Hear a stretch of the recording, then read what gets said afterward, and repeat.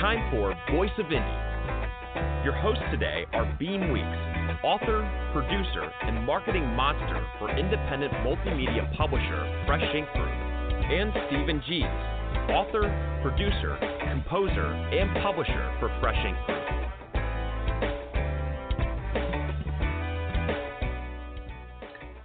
Hey, good evening, everybody. How is everybody doing this evening? I hope you're doing well, getting ready for the Thanksgiving holiday.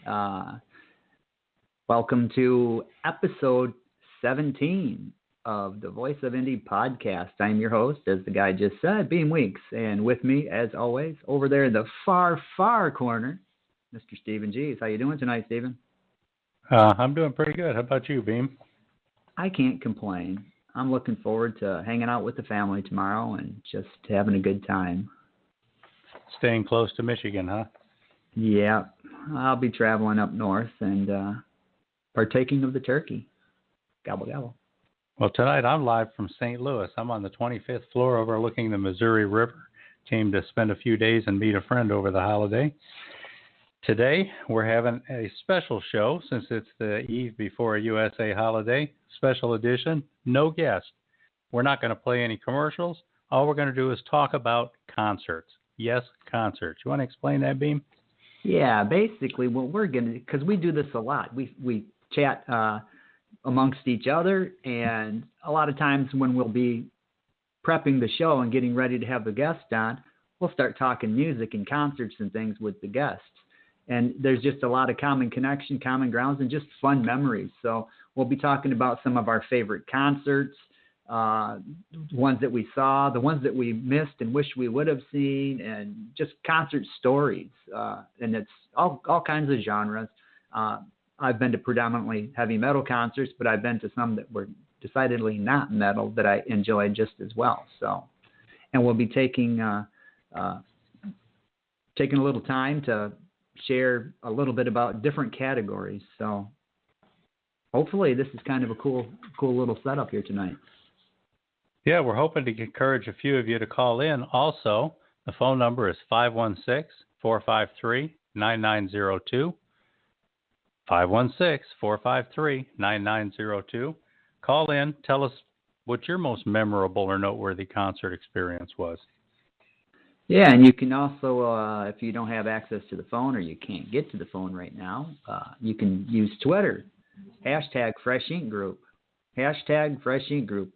Question, comment, list your own favorite concert, your top 5 favorite concerts, whatever. Become involved. That's what we're looking to do. Share swap stories, concert stories.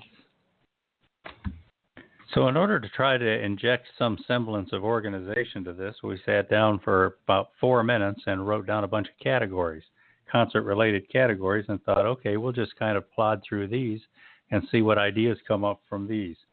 So if you're thinking of calling in, too, see if any of these spark an idea for you. First, we thought we'd start with concerts that we have attended together, which is not very many, just a few. The first real concert each of us has ever seen.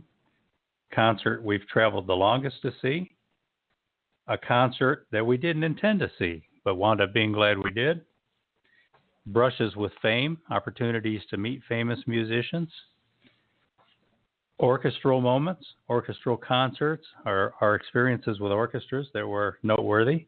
I'm really more of an orchestra guy, so you'll probably hear more from me there.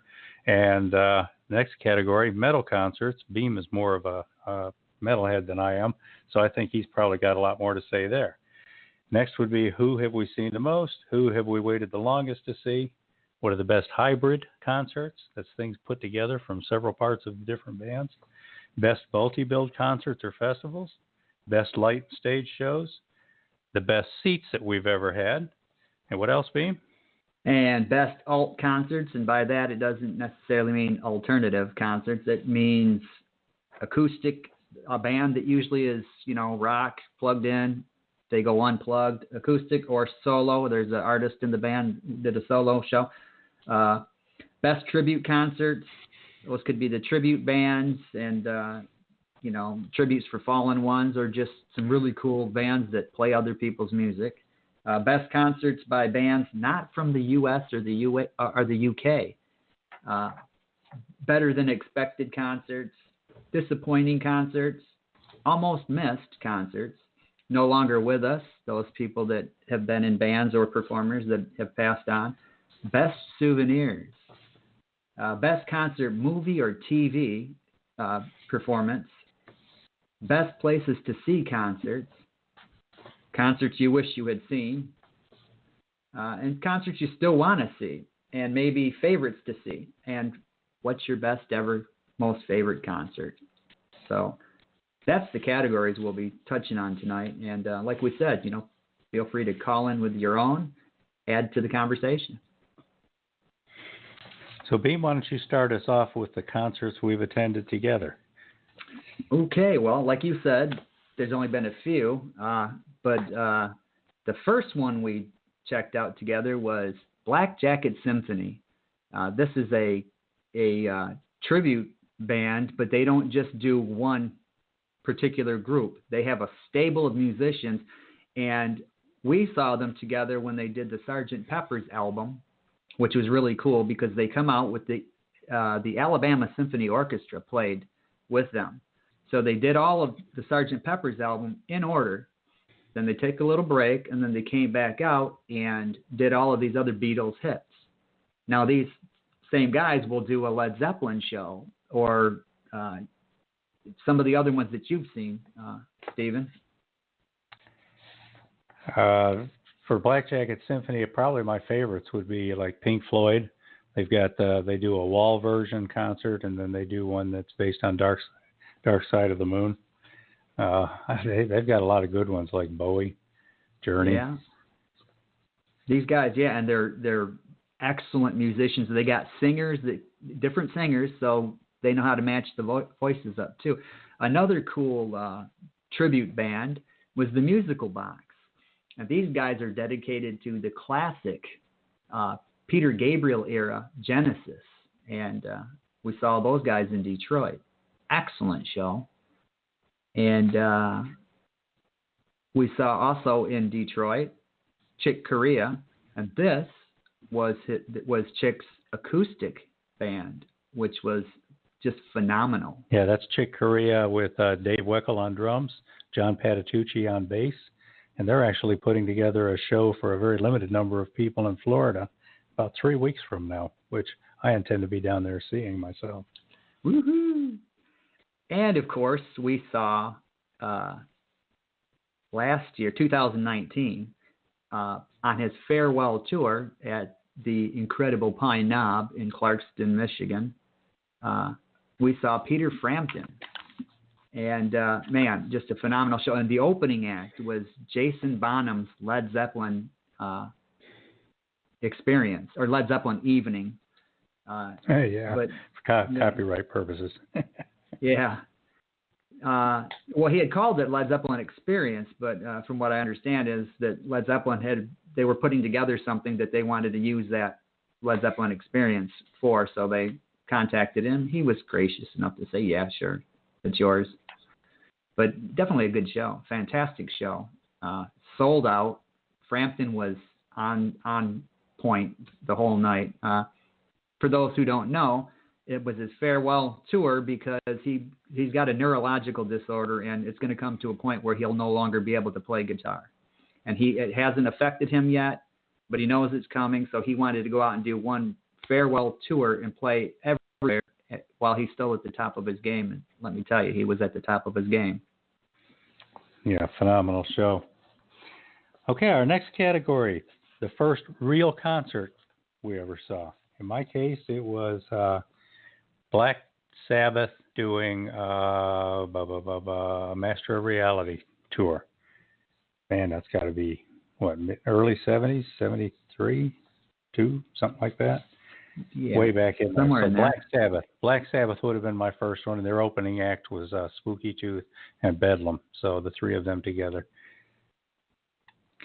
My first concert was Blue Oyster Cult. Speaking of Black and Blue, they did a concert film together, Black Sabbath and Blue Oyster Cult, years ago, back in the early 80s. But yeah, Blue Oyster Cult in 1980. the fall of 1980. That was my first show, and it, that's what set me off on a life of, okay, who's next? Who's coming to town next?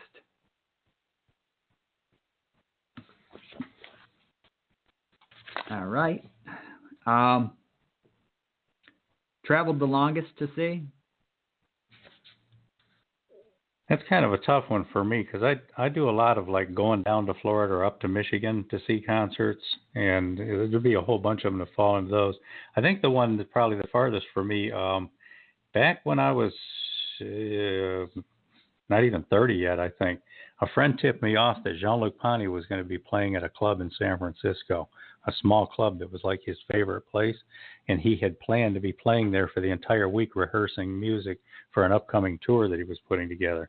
So I purposely booked myself a job so I could get my expenses paid for and flew out to San Francisco to see Jean-Luc Ponty in a small club. Jean-Luc Ponty is a fusion jazz violinist, and as good as they get out there. So if you ever get a chance to see Jean-Luc Ponty or listen to his music, I highly recommend. Yeah, Jean-Luc Ponty. Yeah, Jean-Luc Ponty. He was a regular here in East Lansing. He used to play out at on campus at the Wharton Center at Michigan State every year. It was like a summer tradition. And I never went out to go see him because when he was doing that for a decade, I was pretty much a solid metalhead. So if I was going to go to see a concert, it was usually metal. But the longest I've traveled to see a show was probably the Black Jacket Symphony show in Alabama. Went down there from Michigan and caught those guys. And I've seen, being here in Michigan, I went to Ohio a couple of times to see another band, which I'll talk about later, a band called New York. But most of the concerts I've seen have either been in Michigan or in Florida, where I lived for a couple of years back in the 80s. So, but for me, Black Jacket Symphony. Okay, concert that we didn't intend to see, but are glad that we did. I got to thinking about that on the drive to St. Louis today, and I came up with probably 6 or 8 that were like, I've always thought if I ever get a chance, I'll see them, but I don't go out of my way to do it. And then turned out to have a lot of fun. Seeing the Steve Miller Band just a few years ago, while Steve is still around and still doing his thing, and I mean doing it well. I'd never seen him before. And I mean, I grew up with Steve Miller music, and that was one of those concerts where every song was like, oh, that was Steve Miller too? And I just had I had a great time being back in the 70s and my youth and then seeing a guy who was so good and just enjoying it. I got taken one time to see a concert by some guys, and I had no idea who it was going to be. Turned out to be the Electric Light Orchestra was the main act, with the Climax Blues Band as the opening act. And it was like, man, I didn't know who either of those was, and it was like, whoa. To this day, I'm still talking about that concert, aren't I? Queen. Friends gave me a ticket to see a Queen concert one time. I liked Queen, but never went out of my way to buy tickets. And we wound up sitting in the 4th row for the Night at the Opera tour. And I was like, my line of sight was right down Freddie Mercury's piano keys. I'm a keyboard player. So I was just blown away by that. Freddie Mercury's charisma. I sat there thinking, Peter Gabriel, there's a couple of people who have this kind of power over an audience. And he was incredible. But I think my number one answer on this concert I didn't intend to see, but glad I did. I went to see Yes at an outdoor festival. And one of the opening acts for him was the young blonde-haired kid named Peter Frampton, who was just starting to get some airplay on some of his songs. And he's out there testing out this new material. Do you feel like, and oh, man. That was one of those where you didn't even know who he was, but you'll never forget him. And being able to see that farewell tour as a bookend to seeing this great man and his career, that meant a lot to me. So I had a bunch on that one. How about you, Beem? Wow. Yeah, you had a whole pile of them. Well, I'm going to stick to the one that I remember that was, I didn't have any notion to see them, didn't really want to see them. I was Hall & Oates. And this is back in 81, and it was on the Private Eyes tour. I was a metalhead at that time. And like I said a little while ago, if it wasn't metal, I didn't really want to go to see it. My stepmother, my father's second wife, she bought tickets for my younger brother. He was a big Hall & Oates fan. My sister was a Hall & Oates fan. She got a ticket, and then my older brother. And I said I didn't want to go to see it because it wasn't, AC/DC or, one of those metal bands. But then my older brother ended up getting invited to something. I don't even remember what it was now. And that ticket, rather than seeing it go to waste, I said, all right, I'll go. And, man, I'm glad I did. This was Hall & Oates at the top of their game, the Private Eyes album, probably their biggest album.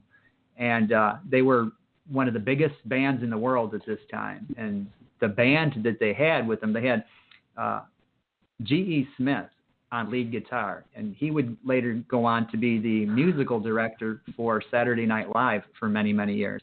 He was also briefly married to Gilda Radner from Saturday Night Live. And just a phenomenal show. Donnie Iris, I don't know if too many people out there remember Donnie Iris. Kind of looked like Buddy Holly, but he had some really cool songs. This guy I saw him a couple of times in concert, and this was the first time I saw him, and he was phenomenal. Just the way he talked to the audience in between songs, and he's an opening act. But, man, he just put together a really good show, and all around it was entertaining, and I am so glad that I was able to go to see that show. So that's mine. There's a couple of others, but that's the big one right there. I didn't become a huge Hall & Oates fan after that, but they got my respect. They truly got your my respect. Exactly. You got to see a lot deeper than what you're just hearing on the surface all the time. Yeah, that's pretty cool. And it was for me to hear this, as they call it, Blue-Eyed Soul, live in concert, because up to then, all I had seen were metal concerts. And this was the first non-metal show that I went to, and I was impressed. Okay. Yeah. It's like seeing a symphony orchestra for the first time. It's like, wow, that's what it's all about. It's pretty cool. Yeah.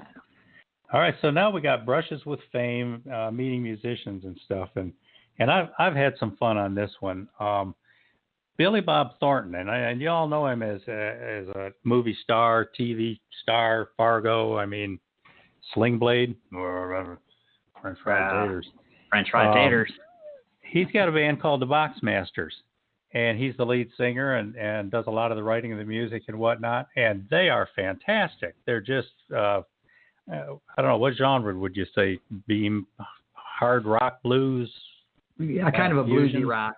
Yeah, bluesy rock. There's a little bit of everything in there. Some of the Americana kind of music and hill music, as they used to call it. Yeah, he's got some good musicians with him, and they go around sometimes in the South and play charity shows to help raise money for groups, organizations, and whatnot. And they come to Huntsville, Alabama every year and do a thing at the Merrimack, the full Boxmasters show. And the first time I got to see that, my date and I parked in the back right next to his tour bus. And after the show, we went out there, and he came out at the same time, coming out the back door.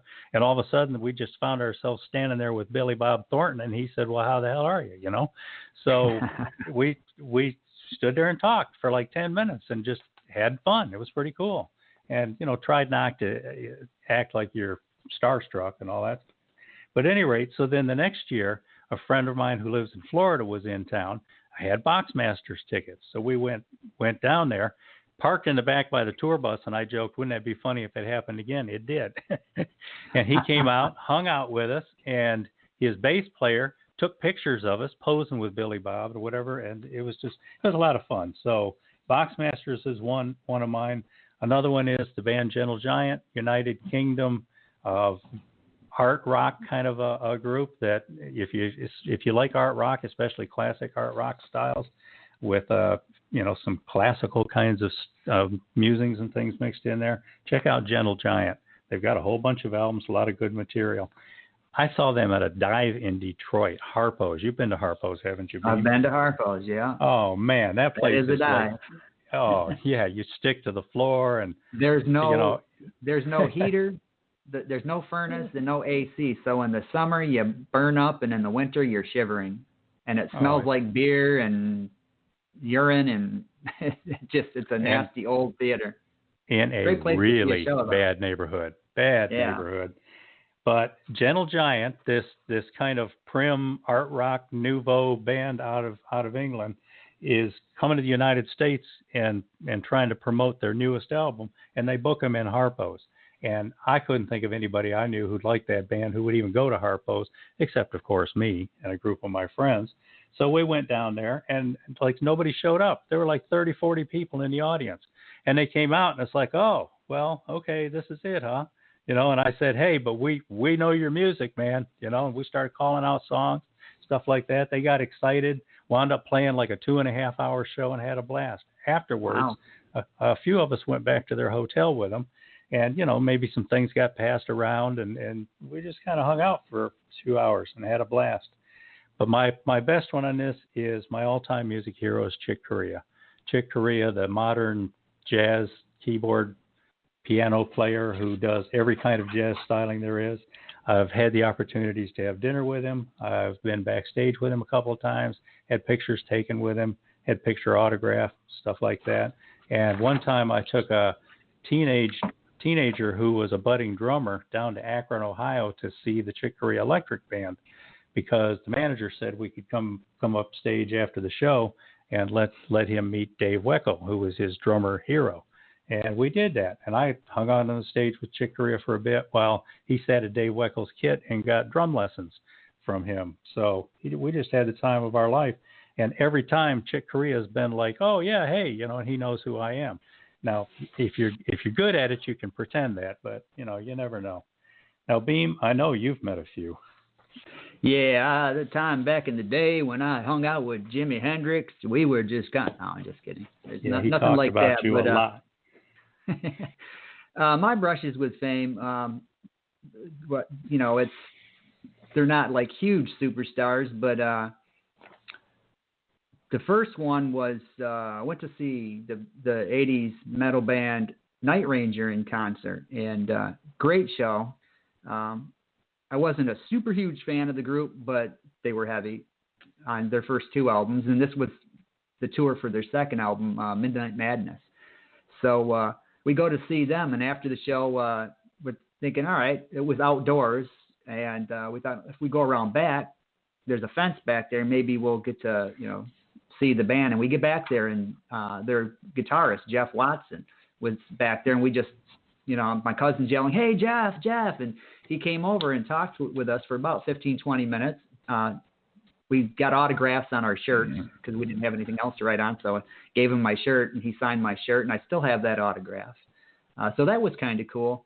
And then a couple years later, after I graduated from high school, I delivered pizzas that first summer after high school. And I'm getting these deliveries up to the local Hilton Hotel. And I noticed these tour buses in the parking lot. I find out that this is Jefferson Starship, and this was 86. So this is before they transformed into Starship with Sarah and We Built the City and all that. They were still Jefferson Starship, and they were playing a series of shows around Michigan, and they decided to stay there at that Hilton as their hub. And then each night they would drive to the various facilities across the mid-Michigan area. And we were out at the bar that night. My usual hangout, my club, the Silver Dollar Saloon, was the world famous rock bar. I could go on and on about that place, but he could, believe him, because I do. There was everybody played there: Aerosmith, Kiss, Rush, Triumph. But anyway, we were at the bar that night, and the guitarist of Jefferson Starship was there, Craig Chiquiso, and this guy played one of my all-time favorite guitar solos ever recorded, and that's for the song "Save Your Love." This wasn't a big hit; it was a deep track off of their Modern Times album from '81. And this solo, I mean, it's a fade-out solo, and it fades out, you know, the song, but he just shreds on it, and it's not anything you would typically hear from Jefferson Starship. And I wanted to go over there and talk to him, but he had a bunch of people around him, so didn't worry about it. We left the bar and got to thinking, well, they're staying at the Hilton. Let's go up there and just, who knows, maybe we could run into somebody. And we literally almost did just that. We got there. The security saw us coming in. They're like, hey, what are you guys doing here? 2 o'clock in the morning, 2:30 in the morning. We hop on an elevator and go up to like the 4th floor, get off and take off running. And we got around the corner and almost barreled this guy over. And it was Craig Chiquiso. He sat there and talked to us for about 30 minutes. And I got to tell him that guitar solo was like one of my all-time favorites. And this guy was truly appreciative, because he's saying, that's not a song that most people know. They don't even play that much in concert back then. So that was cool, getting to meet this guy and talk music with him. That one solo that to this day, I have that on my iPod, that song, and I still play it and just marvel at that solo. And then there was a young drummer by the name of Shannon Larkin. Most people know Shannon today for the last, 15 years. He's the drummer for Godsmack, and Godsmack's one of the biggest bands in the world right now. But before he was the drummer for Godsmack, and the band before that, he was in a band called Glassjaw. He was in a band called Wrathchild. And I saw those guys back in the 80s. They played at the Silver Dollar Saloon. They were a thrash metal band. Now, the Silver Dollar Saloon, they played, most of the bands were cover bands, so you knew most of the songs, and there was a dance floor and all that. These guys came in and played all of their own original stuff from their album. And like I said, it was thrash metal. You don't dance to thrash metal. You headbang to thrash metal. So the dance floor was full of headbangers, and the owner was like, he makes his money off of people coming to drink and dance. So he fired the band after that first night. And we got invited, my girlfriend and I got invited back to the hotel. Got to hang out with the band and party with them. Not really partying. There was some beer and all that, but it was just sitting there and talking with Shannon, the drummer. We sat there and talked with him, probably 3 hours. And the funny thing is, 4 o'clock in the morning rolls around, and all their hotel rooms, they probably had, I guess, maybe 6 rooms between the band and their crew. And all these rooms were just overflowing with people. And here comes the night manager of this motel, actually. And this guy's missing one arm, and he's got one of those hooks, pincher hooks on one arm, but he comes out with a sawed-off shotgun, and he's chasing everybody out. Get out of here now. If you're not booked in this room, get out. So it's like a character in out. Smoking Aces. Yeah, something like that. So we left, and all right, it was cool. Got to hang with the drummer of Wrathchild. Shortly thereafter, Wrathchild had a copyright infringement hit against them because there was another British band called Wrathchild, so they changed their name to Wrathchild America. They released their second album and got some pretty big airplay on MTV at the time. And so they started showing up in the magazines. And there was an interview with them in the magazine. When I was 2 years later, I'm living in Florida, and I see them on the cover of the magazine. So I thought, I'm going to see what they got to say. And so I grabbed the magazine, bought it, and was reading it. And there they are talking about the one-armed sawed-off shotgun guy back in Lansing, Michigan. So that was kind of cool. But yeah, that's my brush. My brush is with Fame. There was no Elvis Presley or anything in there, but. Man, I've met Chick, but not the guy with the one arm and the sawed-off shotgun. You didn't want to meet him, but hey, we have a caller, so you want to take a phone call? Go for it. All right. Hello, caller. What is your name and where are you calling from? This is Robert from Houston. Hey, Robert from Houston. Is this Robert McKenzie? Yes, it is. Hey, how Robert. you doing? I'm great. Looking forward to Thanksgiving tomorrow. Happy Thanksgiving, gentlemen. Gobble, gobble. You too. Happy Thanksgiving. So we know you've had some amazing concerts. Why don't you share some of yours? Well, I'd like to meet that guy with the shotgun and the one arm. That sounds like a good character for The Chair, Volume 3. Ooh, there you go. 2021, so I may have to get you to sign some papers on that. Hey, yeah, I've seen a few concerts. I heard your categories, so I think I got a little something of all of it. That fits in there. So there's no Chick Corea, although I think the UCLA band leader was called Nick Corea when I was there in the 70s. So That's how I first heard of Chick Corea, because there was a guy named Nick Corea who was leading that band. So, well, I'll just start. I got to fly with the longest I've ever gone was Los Angeles to Boston, and I saw Spirit. My college roommate lived in Boston, man. Oh. And we were at some little club on Beacon Hill. And we got there, and there was probably, like, Gary said earlier, a few people, but it started to fill up. But we're I'm next to the drummer, Ed Cassidy.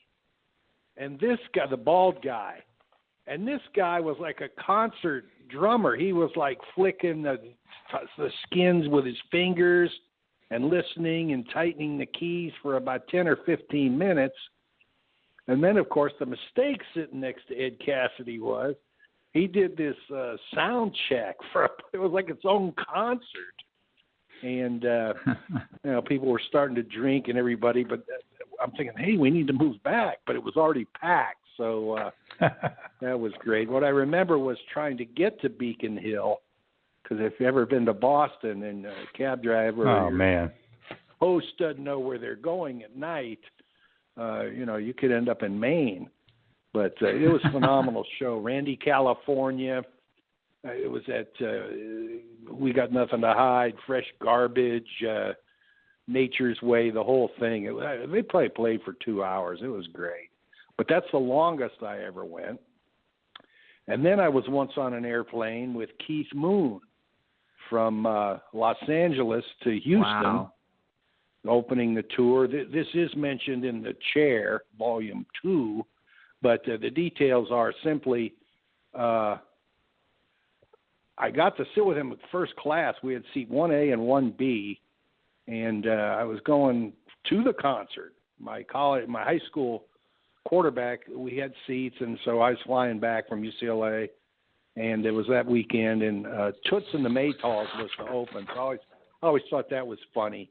But anyway, I sat next to Keith Moon and his valet, McDougald. He's mentioned on Odds and Sods, where they all wear the football helmets, by the way. But this guy kept his wallet, his keys, his identification, his money. And Keith Moon, we're on a 3-hour trip, and I'm astonished, so I'm talking. Thank God I knew everything about the band, but he ends up demonstrating. They had a DC-10. It was Continental DC-10, and they had the pub, which is right behind first class, where people could come and get a drink and all that. So everybody starts wandering back there, and Keith Moon's sitting on a stool, and he's explaining the end of The Song Is Over. I was done in the studio. But anyway, along about after dinner and a few drinks, Keith Moon, I counted the stewardess, the flight attendant, or I guess it used to be called steward. They were Continental had hostesses. That was cool. My dad married 2 of them. But at the same time? Long story short for you is, in fact, his second wife went to high school with Janis Joplin and the football coach Jimmy Johnson in Port Arthur, Jefferson. Port Arthur. She broke out the annual once, and I'm going, oh, wow, yeah. There's Janis Joplin, Jimmy Johnson. This is crazy. But back to Keith Moon, it was just phenomenal. And he drank 25 Courvoisier cognacs, she told me. I had a few Jack Daniels, but I couldn't have them until we crossed the line over Texas from El Paso, because you had to be 21. And then I was still 20, but you could, when you got over Texas, 18 to drink. But then the captain comes on and says, ladies and gentlemen, we're encountering ahead of us is a huge storm. We kind of anticipated this, but now it's really come to pass. So we're going to have to circle, and our first alternate is San Antonio, and our second one is Corpus Christi at an Air Force base or something. It's like almost one of these, Texas torrential tropical depression. But anyway, long story shorter for you is Keith Moon was the nicest guy ever. We flew another 2 hours on a 3-hour flight. We circled for 2 hours before they brought us into Houston. And so everybody's waiting on it because the plane's late. And Keith Moon gets up, and he hugs all the hostesses. He waits and hugs all the pilots. He hugs me for being nice, asking him all these questions. And McDougal said, here you guys are going to the concert. Yeah, we are. And he goes, here's some backstage passes. Wow. So we went the next night. It was at the Houston Summit. And I'll get into the best seats I ever had. I don't know how we're doing on time. I'm rambling. But the thing was, we go back. I get off the plane, and there's my friend. He can't believe it. It's Keith Moon. I had no idea I'd be flying one. So that blew him away as much as it did me. But that was a great concert. We were probably 15th row center because, you used to race down and stand in. You actually had to stand in line for tickets at one time in the world. Yeah. I was there. Same way it was going down to get Spend the night. Album. Spend the night in a bad neighborhood waiting for the box office to open. Yeah. But I went to the California Jam, and, man, that was nuts. You got there the day before. They had a line of traffic from Los Angeles out to Ontario Motor Speedway, which is east of town, and there's an airport there. It's kind of a one-stop, and Continental DC-10s used to land there, and then they would ferry into Los Angeles another 50 miles. They couldn't carry passengers between there. But anyway, Emerson, Lake and Palmer, Deep Purple, Black Sabbath. I think Seals and Crofts was there. I know think the so, Eagles were. Yeah. It was just great. Earth, Wind and Fire. They had something for every. But there were 300,000, 400,000 people. It was supposedly the largest crowd ever up until that time. And the night before, it was almost biblical. People were so messed up on substances, they were freaking out looking at these DC-10s landing every so often at Ontario, worrying. Some people got on the left. They were worried that one was going to take out the crowd. So we kept moving up. The more people would move back. And I don't know how we did it. The day before it even came on, it was just, I think it was in April, but it was April of '74. It was just incredibly hot, and then it was just Keith Emerson on a spinning piano. Outdoors. Yeah. And I think that Deep Purple, I think they blew out all of the butane gas or whatever you use to do these smoke shows. But it was a great concert. Yeah, they showed it on TV. I got a few more I've been to. So I heard it was. Was it Don Kushner's rock concert show? Yes. One of Friday or one of those. Yeah. Friday night one. And I think Don Imus was the MC. Okay. The late Don Imus. That was the first time I ever saw what Emerson, Lake and Palmer looked like performing. And it was the only time I ever saw him. Let me throw in here something real quick. We do have a comment on Twitter from Verwayne Greenhoe, and he said, chiming in on first concerts, he says, my first concert was the original Jesus Christ Superstar in Chicago. What a show. That's cool. That goes back a ways, too. Yeah. I Early had 70s? I had that live album when I was probably like 12, 30 AD, I think. 70, 71. Yeah. You didn't cut him off yet, Beam? Your time is up, sir. Please deposit another quarter. Okay, so the next category would be orchestral concerts. You want to move into that? Yeah, orchestral concerts. That's a big one for me. When I was in high school, I had I liked some orchestral music. Pictures at an exhibition by Mussorgsky, The Planets by Gustav hey, Robert, Holst. you dropped off. You didn't have to hang up. We've come back to you. Oh. So if you're still listening, call back in. He can call back. But anyway, a teacher heard me talking about that at school, and turned out that he had season tickets to the Detroit Symphony Orchestra, plus to several series of plays, musicals, and things like that. And he said a lot of times he had tickets for more than one show on a night. So he asked me, did I want to have his Detroit Symphony tickets that Saturday night? So I grabbed a friend who could drive, because I wasn't even old enough to drive yet. And we went down and saw the Detroit Symphony. And to this day, I've always had season tickets for whatever symphony that I lived nearest. I try not to miss those things. So I've seen quite a few of them. I've seen the pop stuff like Mannheim Steamroller and Trans-Siberian Orchestra. I've seen some great composers conduct their own music. I saw Aaron Copland do a Copland show with the Detroit Symphony the year he died. I saw Henry Mancini conduct the Detroit Symphony doing a Mancini Pops show, and he died right after that. I think it was like less than a month later. I've seen the great John Williams conduct his own music with two different orchestras, including the Boston Pops, and he was a lot of fun because he covers everything from Jaws to Star Wars to Harry Potter. I mean, this guy has what is it, close to 30 Oscars? It is, Beem, something like that, just for movie music alone. But I always see that kind of stuff. I've seen some great soloists be with orchestras like Andre Segovia or Carlos Montoya on guitar. Segovia would have been one. Man, I'd have loved to have seen Segovia. Yeah, I also saw him just do a solo show in Hill Auditorium in Ann Arbor. He just came out with his guitar and sat on a stool and played for 2 hours and didn't speak a word of English, just that's what I would like to see. And tell us the name of the song. Yeah, exactly. But my funnest one on that, I think, is way back early when I was a college student. I had season tickets to the Detroit Symphony, and a friend and I went downtown to see the concert, and all I knew was that the main act was going to be a cello concerto, and it was some Asian-sounding name was going to be the soloist. Didn't know that. I think it was Stravinsky, but I didn't know the piece, and I didn't know the soloist, and it was like, hey, didn't matter. We're going down there and see a show.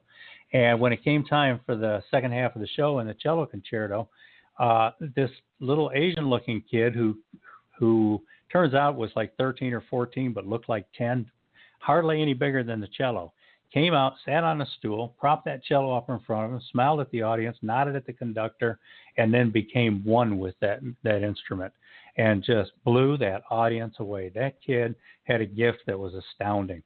And it turned out that was Yo-Yo Ma, and it was his first tour when he came to the United States and was being introduced to American audiences. So that's a lot of fun. I like telling that story. What about you, Beem? The only one that I've ever really seen is, I had mentioned this earlier, Black Jacket Symphony, playing the Beatles music, but they had the Alabama Symphony Orchestra with them, because on that Sgt. Pepper's album, you've got all those great strings, Eleanor Rigby and She's Leaving Home.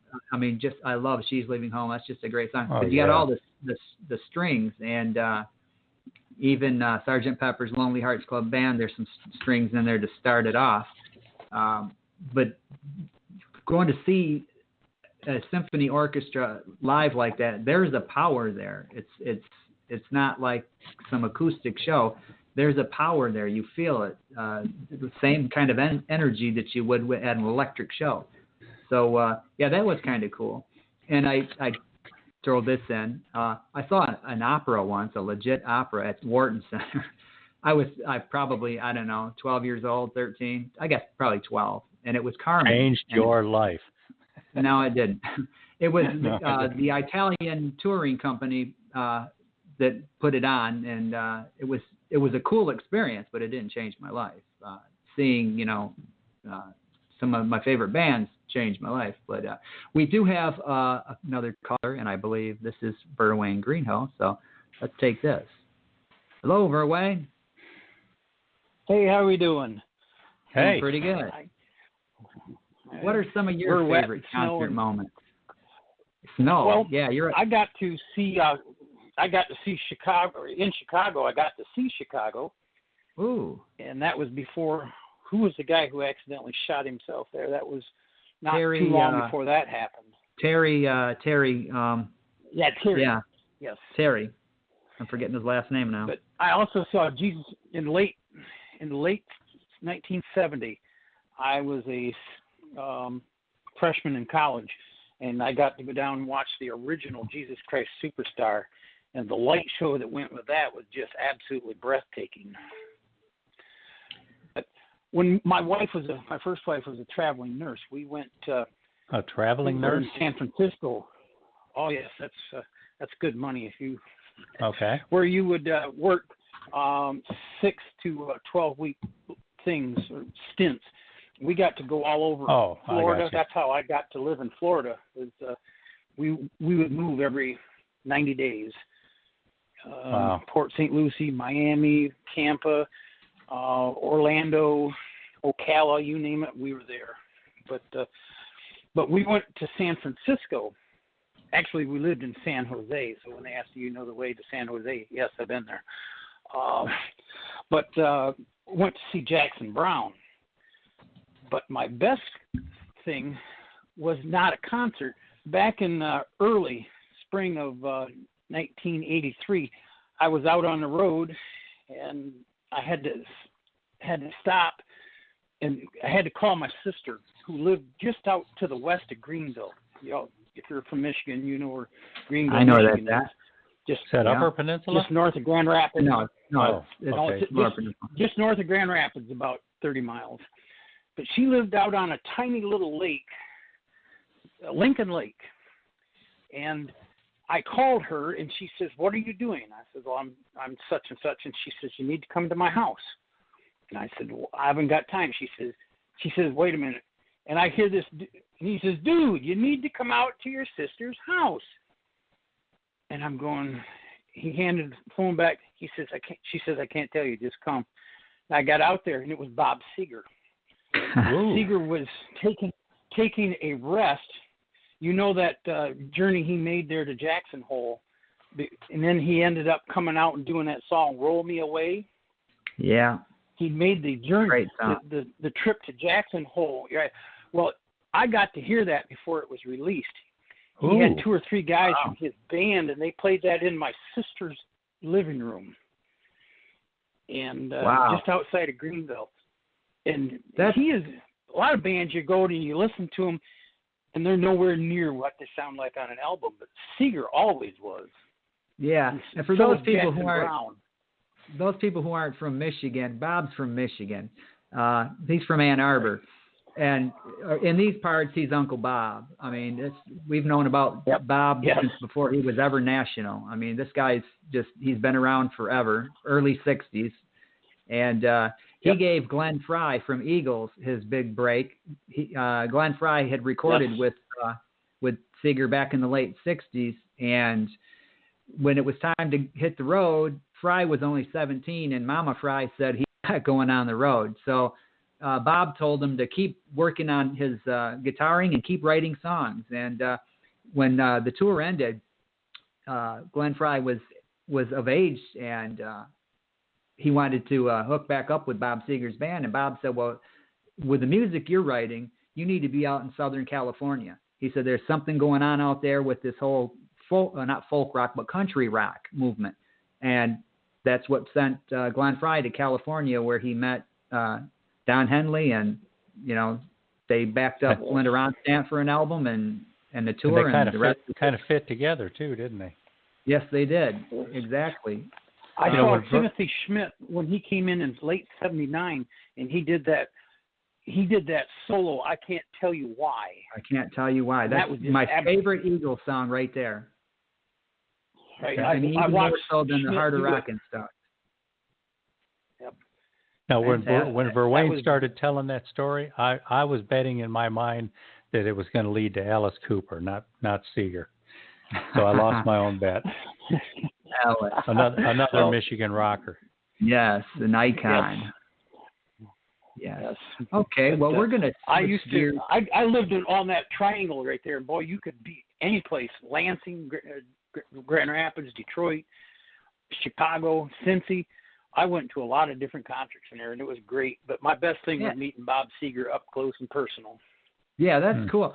I grew up with Seger because my dad was such a huge fan, and I've got a ton of Bob Seger CDs here, and I play them still to this day. I play them a lot, and when I play them, I'm visiting with my dad again. I mean, my dad's passed away, and it just brings back that memory, and of summers sitting on our front porch when we had this farm out in Williamston, and he would have the stereo cranked up with Bob Seger playing, and we'd be sitting on the front porch just, having a lazy summer afternoon.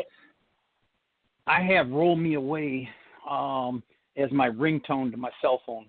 It's for the part where he's going, I could go I could go east, I could go west, and when I come back from downstate and go back over the MAC, that's a given song that we got to play on the radio as I head north. So cool. Well, thanks for thank you, chiming gentlemen. in. Hope you both have a good Thanksgiving. Yeah, you too, and, Berwayne. Yeah. Thanks for calling. Stay warm up there. Oh, I'm trying. It's not working, but I'm trying. Okay. Take care. All right. Now let's switch gears here. The next category is metal concerts, and you saw the masters, the godfathers of metal, Black Sabbath. That was your first concert. I've seen a ton of concerts, mostly metal. Mostly metal. So I'll say this. I've seen Iron Maiden 3 times back in the 80s, in their heyday, when they were these. The first time I saw them was 1982. They were actually third on the bill of this is what the 80s was like, and even the 70s. You could go to a concert where it wasn't all, the 3 bands there, they weren't all the same genre. It wasn't all metal, or it wasn't all folk or whatever. You would go there and it would be like, when the first time I saw Iron Maiden, they were opening the show. They were just starting to really break in America. They had, it was the first tour they did with their second singer, Bruce Dickinson. He's the one that got them over the hump and made them one of the biggest bands in the world, and they still are. Where are they from? And it was England. They're from England. they're from England and Okay. London. And this was also the last tour they did with their original drummer, Clive Burr. Clive got sacked at the end of this tour, the last few dates, because he was a partier and he was drinking, and it started carrying over onto the stage. And, he was getting a little sloppy there towards the end of that tour. But they opened for Rainbow and 38 Special. Now, Rainbow was Richie Blackmore's band that he formed after Deep Purple broke up. So Rainbow was very much in that same vein as classic British rock. And then 38 Special was American Southern rock. And then Iron Maiden was British. They were straight off of the new wave of British heavy metal. And so that was just a fantastic show. Then I saw him a year later with the new drummer, Nickel McBrain, who's still there. And that was in '83 with Fastway opening for him in a little Canadian band called Coney Hatch. Coney Hatch never really blew up or did never anything heard great, of them. but they had a couple of really good albums back in the day. And Fastway, of course, was Fast Eddie Clarke from Motorhead. This was his band, and just a phenomenal band. The first 2 albums especially, just great albums. But I've seen Judas Priest twice in concert. I'm a huge Priest fan. I saw Ozzy Osbourne. Saw Ozzy Osbourne. Saw Ozzy Osbourne with Randy Rhoads, which was phenomenal. We'll get around to talking about that here in a little bit. I've seen David Lee Roth. I've seen Alice Cooper a couple of times. I saw Cinderella, Metallica. Metallica is one of they're my second favorite band behind Led Zeppelin. I've seen Queensryche a couple of times. I've seen Dokken twice, and Don Dokken, the lead singer, on his solo tour. Hello, solo. No. I've seen just a ton of metal shows and kind of Overkill, thrash metal band. Saw them at Harpo's The Dive. Yeah. But there's a whole bunch of others that I've seen. And here's the thing. I've seen Triumph a couple of times.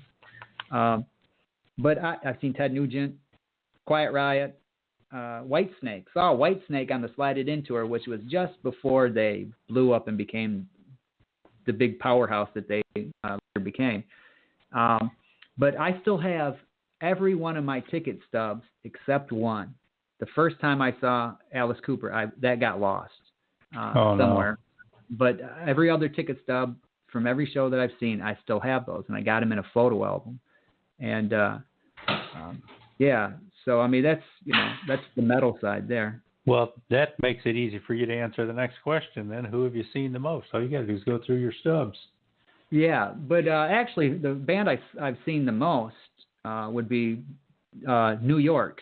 They never really caught on huge, but they had a great EP, and then their album was fantastic. I have seen these guys north of 50 times, probably closer to 100, because they used to play at the Silver Dollar Saloon all the time, and they would play there 6 nights a week, and they would play there 4 or 5 times a year, and I would go to every show. My former girlfriend and I, we became really good friends with all of the band members and their crew, and they treated us like family, and even went out of state to see them a couple of times, and here's the thing. Here a couple of years ago, I got contacted by a record company, Heaven and Hell Records, and they said they were remastering the two New York, the EP and the album, and they were going to combine it onto one CD. And they had read an article that I wrote about the band on my blog, and they approached me about writing the liner notes for it. So I did, and if you get a copy of that through Heaven and Hell Records, New York, I wrote the liner notes for that. So, yeah, those are the guys that I've seen the most. Now, big bands, it would be Iron Maiden 3 times, and I'd go to see them again. We do have a call. Want to take this call? All right. All right. And by the way, we got 4 minutes till the top of the hour, but we have a little leeway for overtime. So, and it's a special show, so maybe we can hang on a little longer. And we are all special. Yes, we are. Hello, caller. What's your name and where are you calling from? Hey, Beem. Hey, Steven. It's Ron and Zach from White Track. Oh, all hey. right, Wide Track. These are Michigan monsters here, man. Wide Track, great rock band. Get out there and check them out. How are you guys doing tonight? Good. How are you guys doing? Fantastic. Just talking music. As I music. said, I'm on the 25th floor overlooking the city, so I'm flying high. Not doing too badly there. Oh, happy Thanksgiving. Same to you. Yeah, same to you and to Zach and to your family as well. Oh, thanks so much, guys. Thank you. All right. Now, Ron, I know you have a interesting concert connection in that you saw the final Soundgarden show. Ooh. Yeah, I certainly did. You want to share a little bit about that? Yeah. Our YouTube channel has like all my clips from it, and I did a little blog about it. It was the weirdest thing. I went there with about 3 friends of mine, and Zach wanted to go, but it was a school night, and we said, you know what, this is like their warm-up tour, and they're probably coming back by, so we'll just go check them out when they come back by. And so tragically, he never got to see him, but yeah. So the show started off pretty upbeat, you know. It was Cornell. They played a couple songs, and then Chris Cornell addressed the crowd, and it was at the Fox Theater, and so he's saying to the balcony, "Hey, you guys, stand up and let's hear it," you know. And then he addressed the crowd in front of him. He said, "Hey, they're pretty loud up there. You guys got some competition." So he was kind of in good spirits, you know. And then like about 3 or 4 songs in, there was this shift in the mood. And I looked over at my friend. I was like, "Oh man, he doesn't sound very good on this one." And throughout the night, it sounded like he was just slightly trailing behind the rest of the band. His singing was kind of sluggish and just really hoarse. And I've seen them a lot of times, and he always sounds great live, but he did not sound good. I know a lot of people say, yeah, he sounded fine. I beg to differ. He did not sound good. And it just, as the night wore on, and you could hear it in the videos, it's like, wow, you know. And I actually sent Zach a clip of one of the songs, and I said, "Man, there's something going on with Chris Cornell." And Zach responded, "Man, get that guy a drink of water." and and then it ended well enough. They ended with Slaves and Bulldozers and Rusty Cage and some of those hits, and it kind of picked up a little more steam at the end. And obviously, you the rest is history. And there was some rumors that there were problems with his monitors, and he had thrown a tirade at somebody running the monitors or something like that. I don't know how true that is, but it would stand to reason. But it was pretty tragic. Tragic. Yeah, for those who don't know, the singer Chris Cornell, after that show, went back to his hotel room there in Detroit, and he hanged himself. And his wife has said that he had taken an extra anti-anxiety pill, and he was on antidepressants, and she had spoken to him just before this happened, and she knew something was wrong mentally with him. And he even admitted that he thinks he messed up and took an extra pill of the anxiety, I believe it was. And so then she got off the phone with him and called the hotel security. By the time they got up there and got in the room, he was already gone. So that's there was. I guess he was taking Ativan, and by all accounts, that is something that's if you take too much of it, it just apparently drives you crazy. And so, this definitely wasn't the tale of the depressed rock star, the cliche. Yeah. I mean, the guy by all evidence was just a family man. His career was just exploding again. He had a lot of things he was looking forward to. Yeah, that's what everybody was saying, that he was in a really good place, and that's, and that's why his wife said it was this medication. He messed up, and he thought he hadn't taken one when he had, and then he doubled the dosage, and that's just a bad situation. Yeah, I mean it just blew my mind. That was like my John Lennon, Yeah. He was definitely one of a kind, and. Yeah, and I still crank out the Audio Slave stuff too all the time. I love that first album, man. It was just a great album from Audio Slave, and he did the vocal work on that. For those who don't know, Audio Slave was Rage Against the Machine with Chris Cornell on vocals when Zach had left Rage, and it was just some really different kind of music for both of them, and it was some good stuff. Yeah, well, cool. I'm sorry. What was that? I say, how about you, Zach? Who have you ever seen that most impressed you, or that really stands out to you? Oh, I've seen quite a few concerts, which I'm very thankful for. But life can be good. The first good one I really saw, the first one that really floored me, was seeing Paul McCartney. I got really lucky. And a buddy. Gosh. Man, I was taking a drink when you said that. That's a legend. Sorry, I'll warn you next time. Paul McCartney.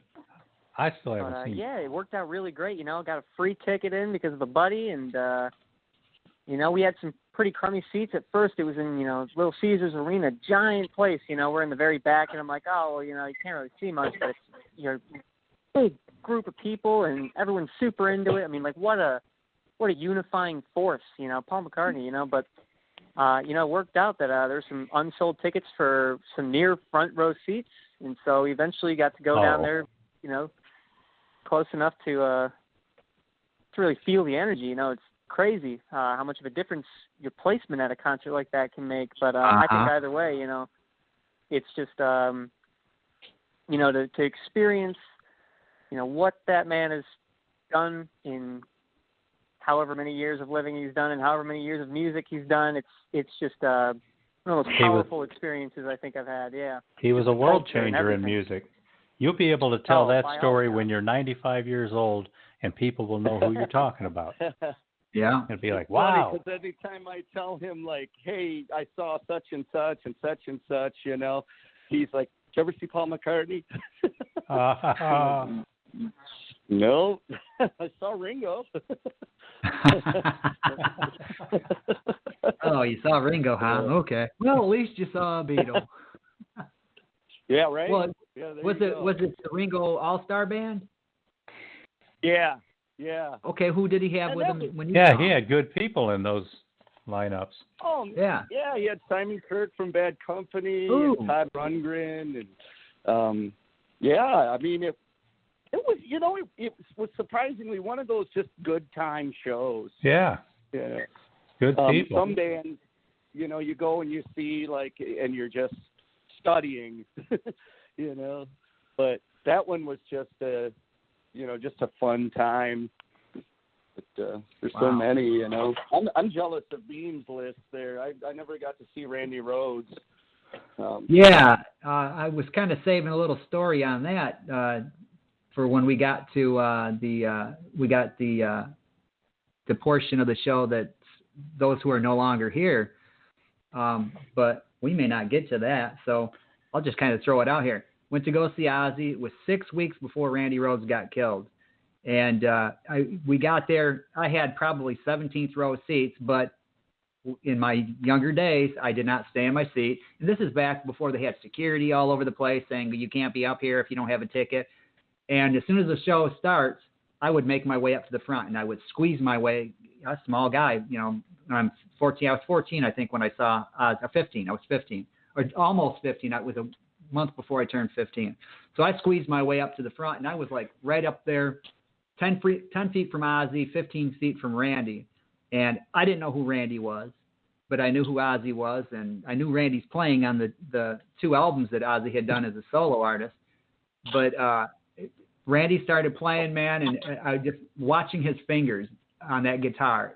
He was like 5'2", and the polka dot V was almost as big as him. But just watching his fingers, it was mesmerizing. And then Ozzy would be walking around, and I was there to see Ozzy. Ozzy would get in the way. I'm thinking, get out of the way, man. Let me see this guy's fingers. Yeah. So I switched to, I just wanted to see this guy playing the guitar. I'd never seen anybody play guitar like that. And then, great show. Then I remember 6 weeks later sitting at the breakfast table, and my mom started reading the article in the paper about Randy Rhoads, guitarist for Ozzy Osbourne, killed in plane crash. And I was just like, wow. That was the first person that I had ever seen in concert that died. There's a whole bunch of them now since then, but wow. That remains my all-time favorite show just because of Randy Rhoads.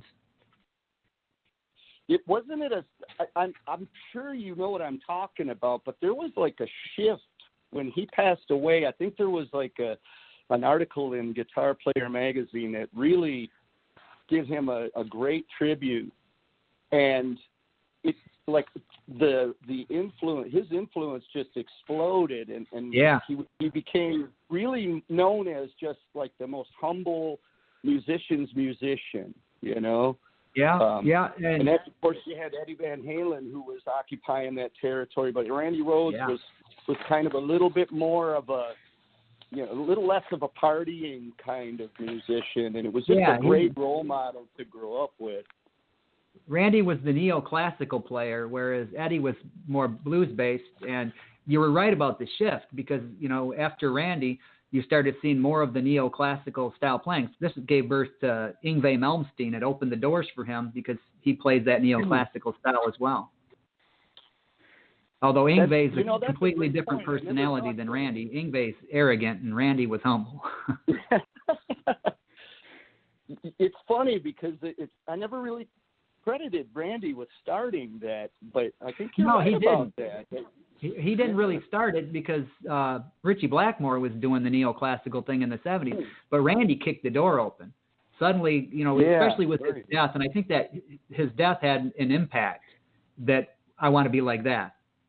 So you started seeing more of these kids. I remember prior to that, my cousin's a fantastic guitar player. And he was in a touring band all through the 80s and then through the 90s and into the early 2000s, Brooke Krieger. And he opened for Alice in Chains with his band. And they did shows with Kicks and, just a lot of these 80s bands. And through him, I got to know a lot of guitar players because he taught for a while too. When he was 16, he was teaching guitar. And I remember a lot of the kids that were playing guitar, that were taking lessons at Marshall Music in Lansing, they'd be playing the Eddie Van Halen stuff. And then it seemed like almost overnight, as soon as Randy had passed away, you started hearing these kids focusing on that classical metal fusion, and it was you could see that, like you mentioned, a shift, and it was because of Randy, not Richie Blackmore. Even though he was doing it first, it was because of Randy. Oh yeah. Yeah, and even now, like Zach's learned quite a bit of Randy's stuff, and his influence is still powerful. Still going to today.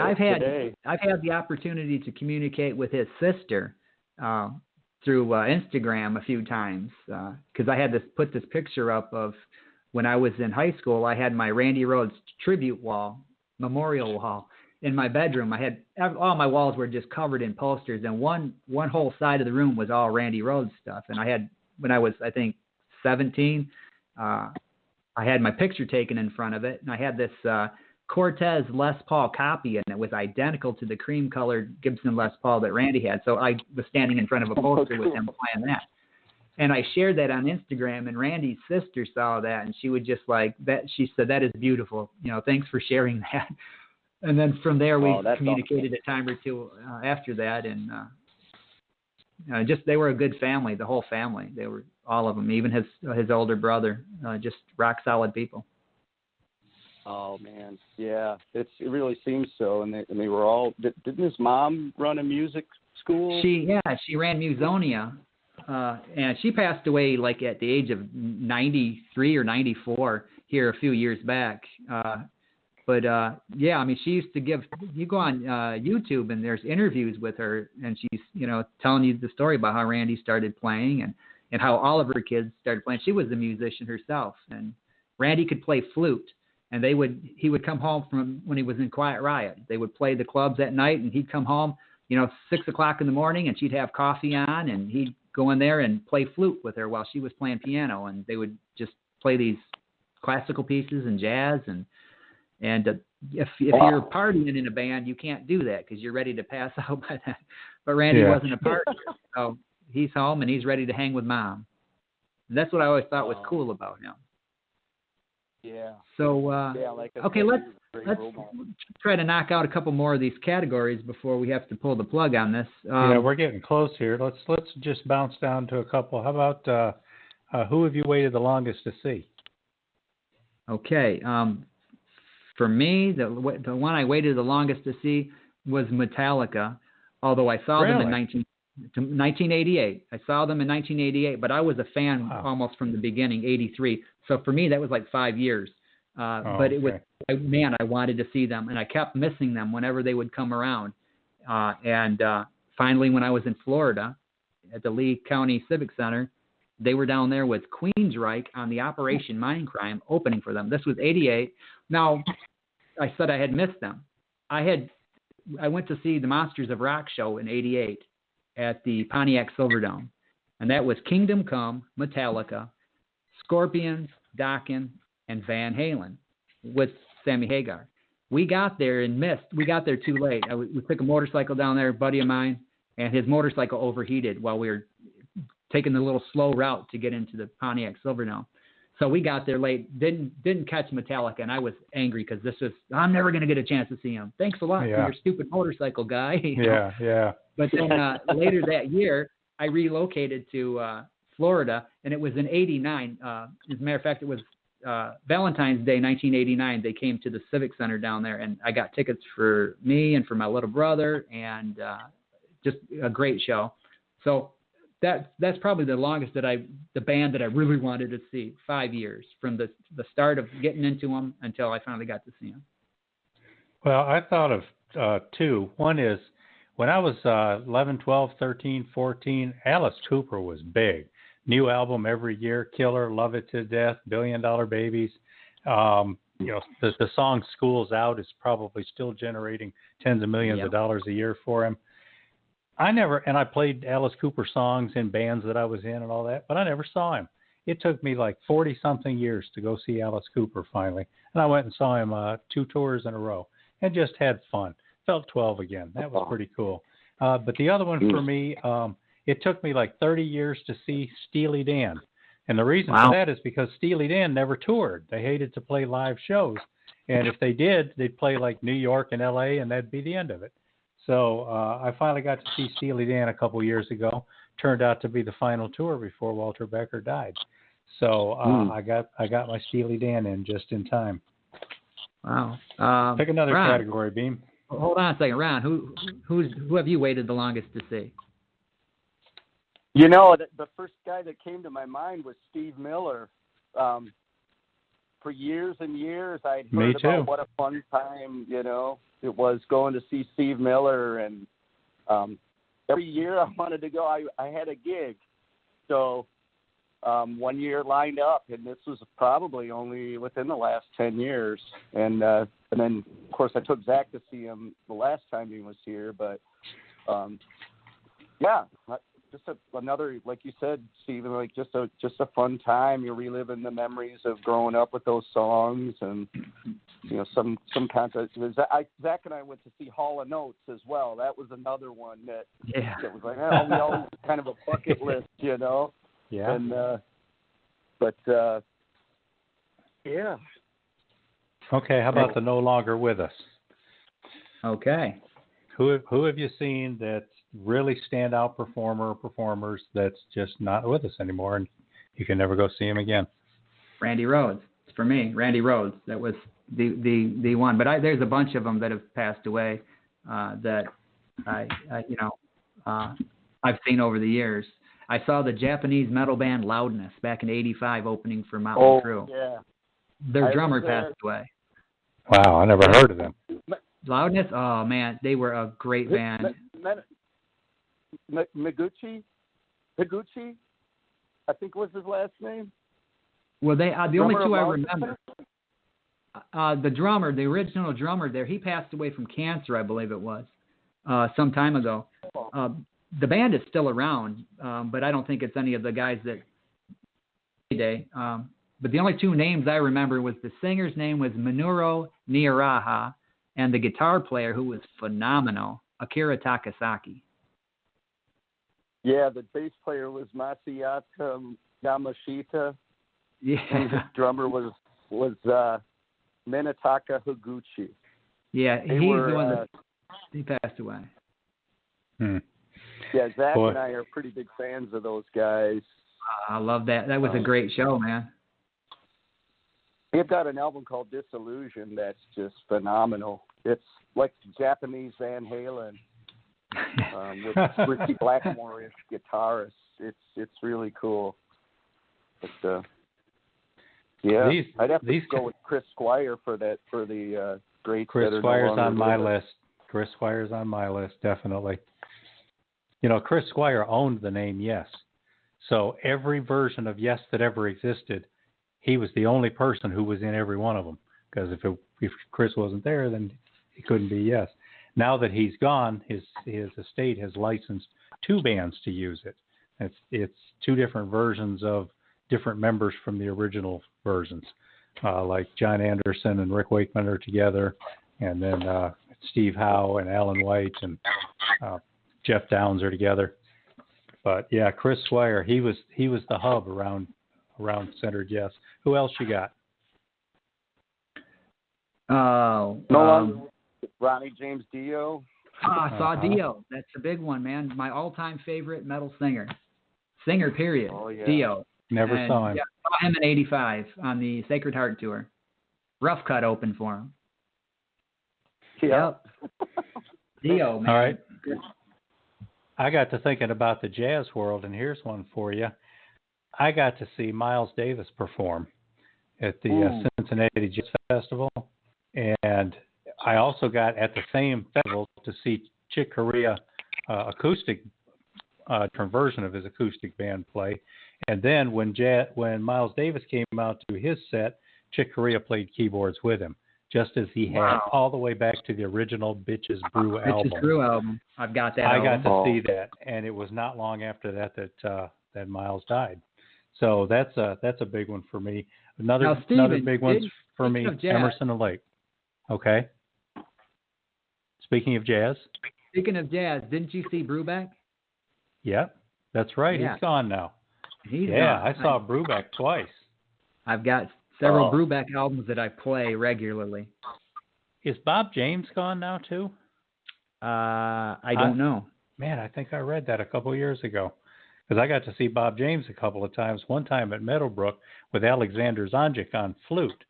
And they were the originals who together played Angela, which most people know is the theme song to Taxi, the sitcom Taxi. But that was terrific too. But what I started to say there is Emerson and Lake, probably my biggest of Emerson, Lake, and Palmer. And I'm going to throw in Cozy Powell because for one tour it was Emerson, Lake, and Powell.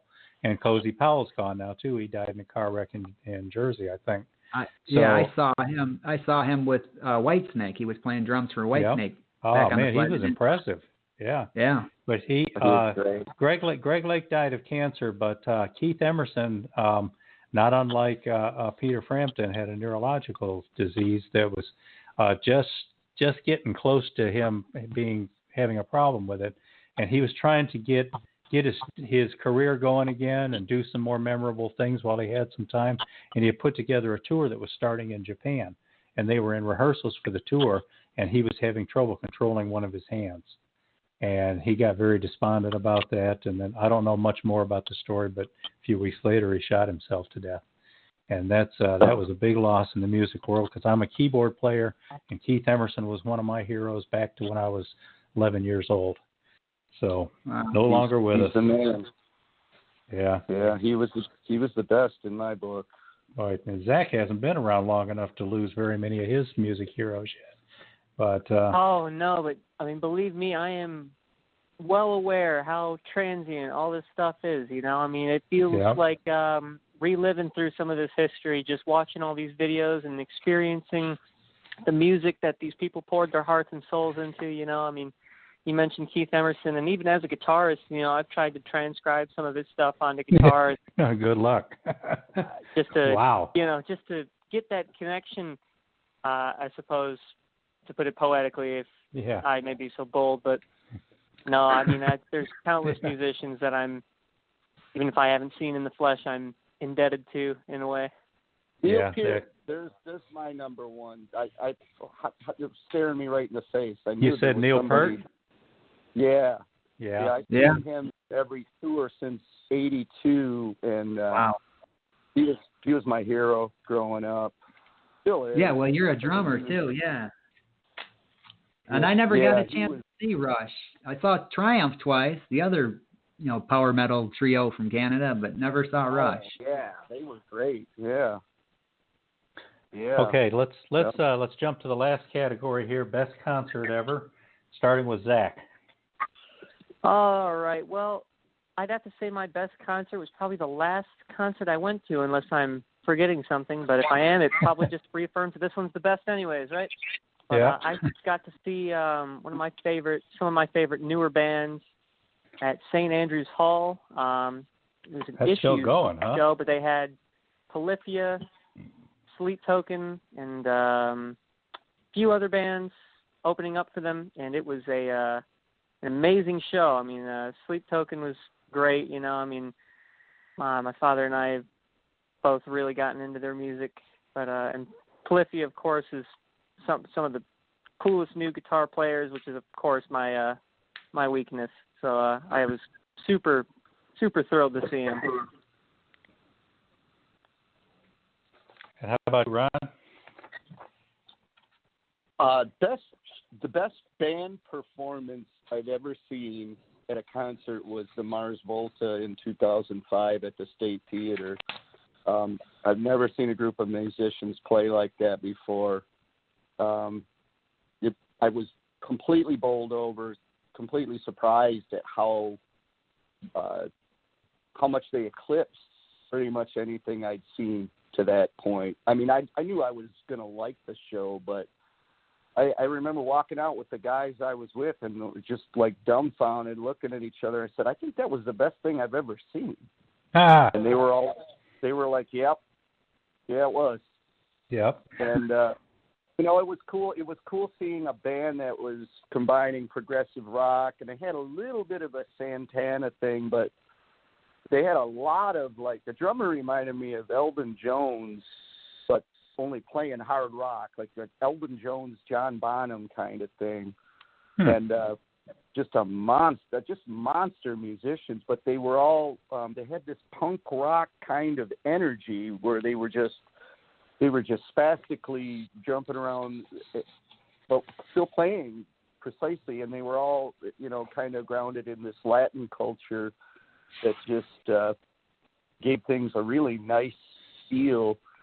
That's. I always tell people that was the best thing I've ever seen as far as a band just blowing me away. And can't see it again either. Right. Yeah. Right. Yeah, it's a hard category for me because there's so many of those moments where it's like that is the best one you've ever seen. I mean, I've seen Genesis when Peter Gabriel was still the lead singer. I mean, you know, there's just some of those kinds of shows you look back at them and they're not going to happen again, or in some cases they could, but just aren't very likely. But as I thought about this category, what I came up with was a Return to Forever concert. Now, Return to Forever was a Chick Corea band. Chick Corea's had like 15 different bands, and sometimes all at the same time, sometimes all touring at the same time. I've seen him with 3 different bands in the same city within 1 week. But and I'm not joking on that. Return to Forever was when he and Stanley Clarke on bass put together different versions of modern fusion jazz bands.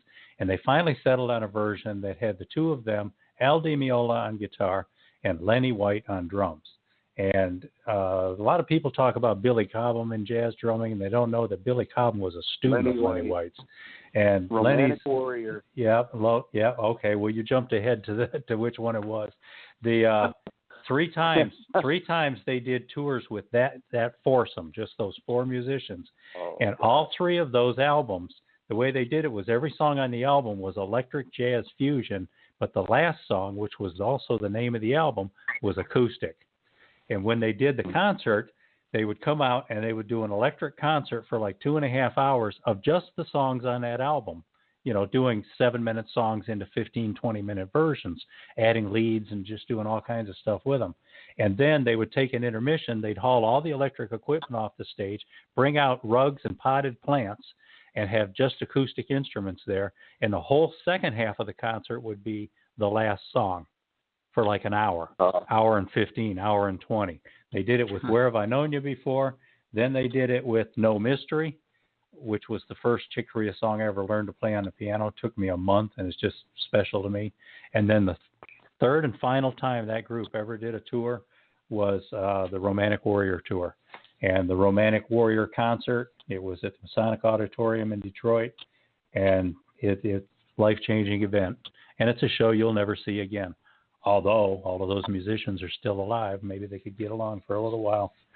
But how about you, Beem? Best concert ever? Well, we got about 90 seconds left before we get cut off, so I'm going to throw that back out there. The Randy Rhoads Ozzy show is my all-time favorite, but Metallica and Justice for All tour, they were still young, had just gotten the new album out, and Justice for All, the new bass player, Jason Newsted, they were on fire, metal as ever. I mean, the heaviest they've ever been. And,